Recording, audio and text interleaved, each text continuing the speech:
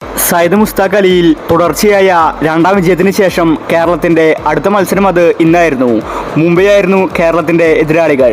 Sayyid Mushtaq അലിയിൽ Mumbai team മികച്ചവരാണ്. അവർക്കെതിരെ ജയിക്കണമെങ്കിൽ അത് നിസ്സാരമല്ല.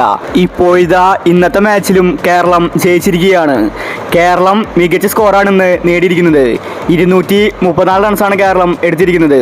Second ബാറ്റിങ്ങിൽ Mumbai team 191 runs മാത്രമേ എടുക്കാൻ സാധിച്ചുള്ളൂ. കേരളം മികച്ച ബൗളിംഗ് കാഴ്ചവെച്ചു. നിതീഷിന് 4 വിക്കറ്റുണ്ട്. അപ്പോൾ ഇന്നത്തെ കേരളം മുംബൈ മാച്ചിനെ പറ്റിയാണ് നമ്മൾ ഈ ഒരു വീഡിയോയിൽ പറയുന്നത്. ഇത്തരം ക്രിക്കറ്റ് ന്യൂസിന് വേണ്ടി ഈ ചാനൽ മറക്കാതെ സബ്സ്ക്രൈബ് ചെയ്യൂ. കഴിഞ്ഞ 2 മാച്ചും ജയിച്ച ആത്മവിശ്വാസത്തിലാണ് കേരളം ഇന്ന് കളിക്കാൻ ഇറങ്ങിയത്. കേരളത്തിന് വേണ്ടി ഇന്ന് സഞ്ജു ഓപ്പണിംഗിലുണ്ടായിരുന്നു. കഴിഞ്ഞ മത്സരത്തിൽ സഞ്ജു കളിച്ചിട്ടുണ്ടായിരുന്നില്ല. ഇന്ന് സഞ്ജുവും രോഹൻ കുന്നുമേലും ഓപ്പണിംഗിൽ കളിച്ചു. എന്നാൽ കേരളത്തിന് തുടക്കം തന്നെ വിക്കറ്റ് പോകുന്ന കാഴ്ചയാണ് കാണാൻ സാധിച്ചത്. സഞ്ജു 4 റൺസ് എടുത്ത് ഔട്ടായി മടങ്ങി. എന്നാൽ രോഹൻ വിട്ടുകൊടുത്തില്ല. 87 റൺസാണ് അടിച്ചു കൂട്ടിയത്. പിന്നീട് വന്ന അസറുദ്ദീനും പെട്ടെന്ന് ഔട്ടായി. ശേഷം വന്നത് സച്ചിൻ ബേബിയായിരുന്നു.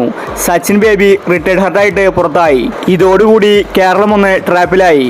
എന്നാൽ നിസാർ കളി വിട്ടുകൊടുക്കാൻ ഒരുക്കമല്ലായിരുന്നു. നിസാർ വന്നതും സിക്സറുകൾ പായിക്കാൻ തുടങ്ങി.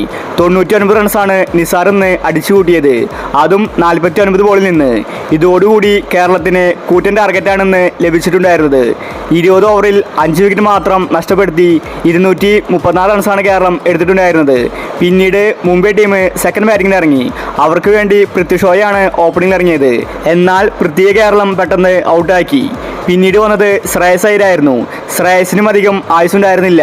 32 റൺസ് എടുത്ത് ശ്രേയസും ഔട്ടായി മടങ്ങി. പിന്നീട് ഒന്ന് കളിച്ചത് അജിങ്ക്യ രഹാനെയായിരുന്നു. 68 റൺസ് രഹാനെ ഇന്ന് നേടി. എങ്കിലും കേരളത്തിന് മുന്നിൽ പിടിച്ചു നിൽക്കാൻ അവർക്ക് സാധിച്ചില്ല. ഇപ്പോഴത്തെ സയ്യിദ് മുസ്താഖ് അലിയിൽ കേരളം തുടർച്ചയായ 3ാം വിജയമാണ് നേടിയിരിക്കുന്നത്. മുംബൈ ടീം നാണം കെട്ടു. അപ്പോൾ ഇത്തരം ക്രിക്കറ്റ് ന്യൂസിന് വേണ്ടി ഈ ചാനൽ മറക്കാതെ സബ്സ്ക്രൈബ് ചെയ്യൂ.